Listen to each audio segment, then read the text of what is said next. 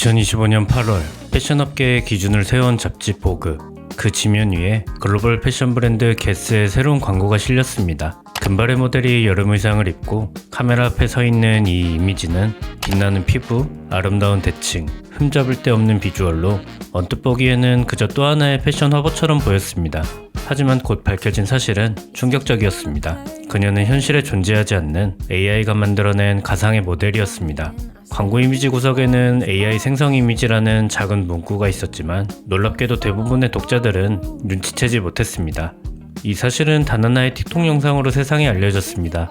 짧은 폭로 영상은 불과 며칠 만에 200만 회 이상의 조회수를 기록했고 순식간에 전 세계를 달궜습니다. 사람들은 충격을 넘어 분노했습니다. 보그가 진짜 모델을 버리고 가짜를 선택했다. 독자들은 정기 구독 취소를 선언했고 SNS에서는 캔슬보그 해시태그가 번졌습니다. 하지만 여기서 질문이 남습니다. AI가 글을 쓰고 음악을 만들고 그림을 그리는 시대, 왜 하필 이 광고 하나가 패션계를 넘어 사회를 흔드는 거대한 파장이 된 걸까요? 오늘 소개해드릴 디자인 싱킹 주제는 보그에 실린 AI 생성 모델 광고에 대한 이야기입니다. 보그의 AI 광고가 공개되자 가장 먼저 목소리를 낸 건 업계 내부의 사람들이었습니다. 패션 광고의 최전선에서 일해온 모델들은 이 사건을 단순한 기술 실험이 아니라 자신들의 생존을 위협하는 일로 받아들였습니다. 10년 이상 활동한 영국 출신의 플러스 사이즈 모델 펠리시티 헤이워드는 BBC 인터뷰에서 이렇게 말했습니다. AI 모델을 쓰는 건 게으르고 싸구려처럼 보인다. 보그의 결정은 낙담스럽고 솔직히 무섭다. 이 짧은 발언에는 업계 종사자들이 느낀 위기감이 고스란히 담겨 있었습니다. 수많은 전문가들의 노력과 협업으로 만들어지던 화보 한 장이 이제 몇 줄의 프롬프트와 클릭으로 대체될 수 있다는 공포였습니다. 비판은 여기서 그치지 않았습니다. 이미 5년 전에 보그에 AI가 모델을 대체할 것이라고 기고했던 전직 모델이자 현재는 기술 칼럼니스트로 활동하는 시네이드 보벨은 이미 아름다움의 기준은 AI에 의해 바뀌고 있다고 경고했습니다. 포토샵은 실존하는 인간을 바탕으로 했지만 AI 모델은 아예 존재하지 않는 완벽한 이미지를 만들어냅니다. 젊은 세대가 현실에 존재하지 않는 인물과 자신을 비교하기 시작할 때 그 파괴력은 단순히 패션을 넘어 사회 전체의 정신건강으로 이어질 수 있다는 의견까지 나오게 됐습니다. 이 논란은 곧 정치권으로까지 번졌습니다.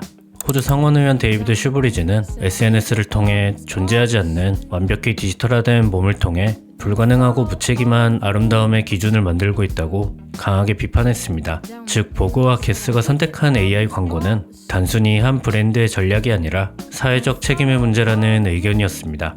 SNS 여론도 폭발적이었습니다. 틱톡에서 시작된 영상은 인스타그램, X, 페이스북으로 확산됐습니다. 해시태그 캔슬보그가 퍼져나갔고 수십 년 동안 잡지를 구독해온 독자들마저 패션에 대한 배신이라며 구독 취소 인증을 올렸습니다. 사람들 사이에서는 우리가 소비하는 패션 이미지가 더 이상 인간을 담보하지 않을 수 있다는 불안이 빠르게 공유됐습니다. 결국 업계와 대중이 공통으로 느낀 감정은 하나였습니다. 이건 단순한 기술의 문제가 아니라 인간의 가치가 후퇴하는 사건이라는 것. 패션 광고는 언제나 이상과 현실 사이의 긴장 속에 존재했지만 AI 모델의 등장은 그 균형을 완전히 깨뜨리며 존재하지 않는 완벽함이 현실을 대체하는 순간을 보여주었습니다.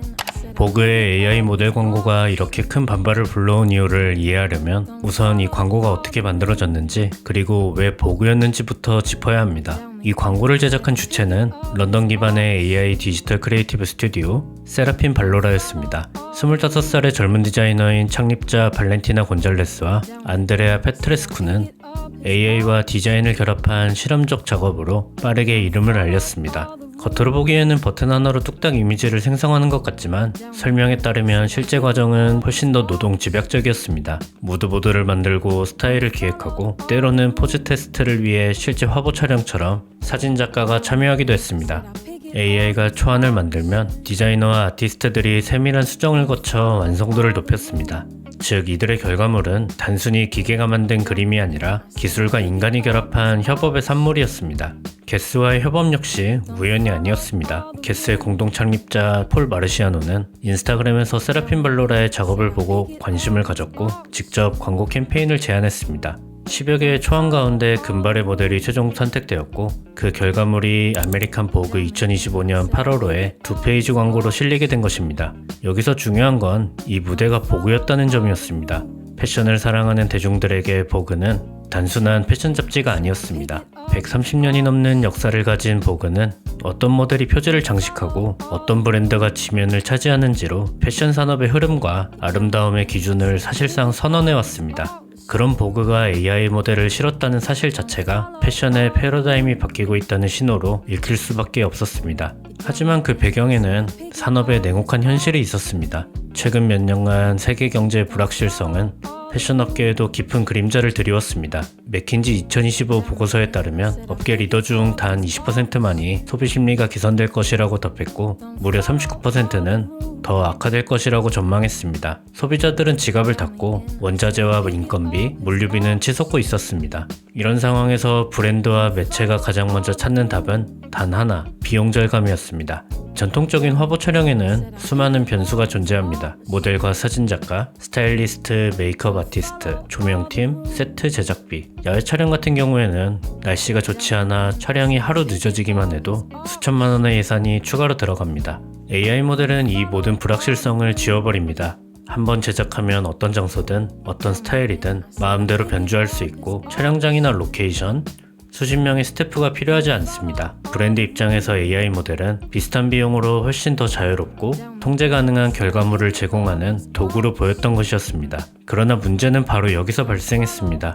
보그라는 패션의 권위를 상징하는 매체가 경제적 압박 속에서 가짜 모델을 선택했다는 사실이 사람들에게는 단순한 실험이 아니라 가치의 후퇴로 다가온 것이었습니다. 패션 광고는 단순히 옷을 보여주는 도구가 아니라 사회가 공유하는 이상과 아름다움의 기준을 반영하는 창이었습니다. 그 자리에 존재하지 않는 인물이 들어선 순간 사람들은 이제 우리조차 대체 가능한 존재가 된 것인가라는 불안을 느낀 것이죠. 결국 이 광고는 단순히 한 장의 이미지가 아니라 업계 전체에 거대한 변화의 전조가 된 것이었습니다. 비판의 화살이 쏟아지자 광고 제작사 세라핀 발로라도 침묵하지 않았습니다. 그들은 자신들이 인간 모델을 대체하는 파괴자가 아니라 새로운 시대의 도구를 활용하는 창작자라고 주장했습니다. 발렌티나 곤잘레스와 안드레아 페트레스쿠, 이 젊은 창업자들은 반복해서 이렇게 강조했습니다. AI는 단순한 도구일 뿐이다. 사진이 발명되었을 때 그림이 위협받을 거라 우려했지만 결국 공존했고, 포토샵이 처음 등장했을 때도 창작을 망칠 것이라는 비판이 있었지만 오늘날 누구나 활용하는 필수 도구가 되었습니다. 그들은 AI 역시 같은 맥락에서 바라봐야 한다고 말했습니다. 또한 AI가 일자리를 없앤다는 주장에도 정면으로 반박했습니다. 세라핀 발로라는 작업 과정이 결코 버튼 하나로 끝나는 게 아니라고 말합니다. 컨셉을 기획하고 무드보드를 만들고 스타일을 구상하며 때로는 실제 포토그래퍼가 포즈를 테스트하는 많은 과정 속에서 AI는 초안을 제시할 뿐 최종 이미지를 다듬고 완성하는 건 여전히 인간의 손이라는 것이었습니다.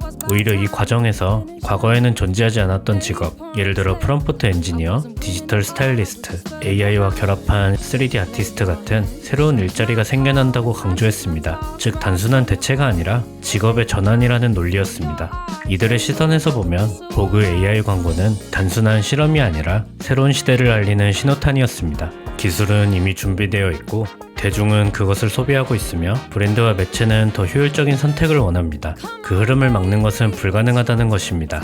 그리고 사실 산업의 현실을 들여다보면 업계 내부에서도 이 주장이 일리가 있다는 의견도 많습니다. 지금 패션업계는 소비 위축과 비용 상승, 예산 삭감이라는 삼중고 속에서 생존을 고민해야 하는 상황. 결국 보그의 선택은 상징적이었습니다. 패션의 기준을 세워온 매체마저도 비용과 효율이라는 현실 앞에서 AI를 선택한 것이니까요. 이 사건은 단순한 이미지 논란이 아니라 예술과 창작이라는 이상을 압도하는 자본의 냉혹한 논리를 적나라하게 드러낸 사건이었습니다. AI 모델의 등장은 분명 패션 광고의 새로운 가능성을 보여주었습니다. 단순히 얼굴과 피부만이 아니라 의류의 질감과 주름까지 상당히 정교하게 표현하면서 많은 독자들이 이 이미지를 실제 촬영된 화보로 받아들일 정도였죠. 바로 그 완성도가 높았기 때문에 이 사건이 더 큰 충격으로 다가온 것이었습니다. 그렇다고 해서 모든 것이 완벽했던 건 아니었습니다. 일부 비평가들은 특정 상황에서 여전히 옷의 디테일이 매끄럽지 못하거나 자연스러운 주름 표현에서 어색함이 드러난다고 지적했습니다. 즉 기술이 높은 수준에 도달했지만 아직 모든 조건에서 실제 촬영처럼 안정적이지는 않다는 의견이었습니다. 또 하나의 쟁점은 다양성 문제였습니다.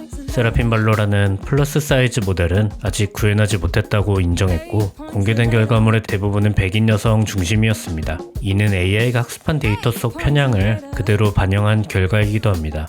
다만 이는 고정된 한계라기보다 데이터와 알고리즘이 개선되면 충분히 보완될 수 있는 영역이라는 점에서 앞으로 빠르게 달라질 수 있는 과제이기도 합니다. 결국 보그의 AI 모델 광고는 양가적인 메시지를 동시에 남겼습니다. 기술은 이미 현실을 바꿀 만큼 강력한 도구가 되었지만 그 도구를 어떻게 활용할지는 여전히 인간의 선택에 달려있다는 것. AI 시대, 창작이란 무엇일까요? 인간의 손에서 나온 기술과 땀이 진짜 창작일까요? 아니면 인간이 AI를 지휘해 만든 결과물도 창작일까요? 그 경계는 아직 명확하지 않습니다. 2025년 8월 보그 광고는 앞으로 우리가 함께 고민해야 할 거대하고 중요한 질문을 남겼습니다. 그리고 바로 그 질문이야말로 이 사건의 가장 중요한 의미일지 모릅니다. 비주얼리즘이었습니다. 감사합니다.